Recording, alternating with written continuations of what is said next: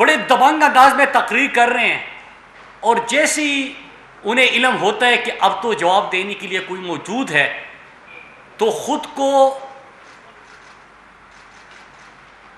Party کا chairman کہنے والے، جو کہ حادثاتی سیاستدان ہیں اور پرچی کے کو بنیاد بنا کے سیاست میں آئے ہیں، وہ خود کورم پوائنٹ آؤٹ کر کے چلے جاتے ہیں۔ کوئی بھی میڈیا چینل آپ خود فیصلہ کر لیں، اگر آپ نے بحث کرنی ہے، آپ نے صحیح انداز میں ڈیبیٹ کرنی ہے، تو آپ کسی میڈیا چینل کا نام لے لیں، ہم وہاں پہ حاضر ہو جائیں گے۔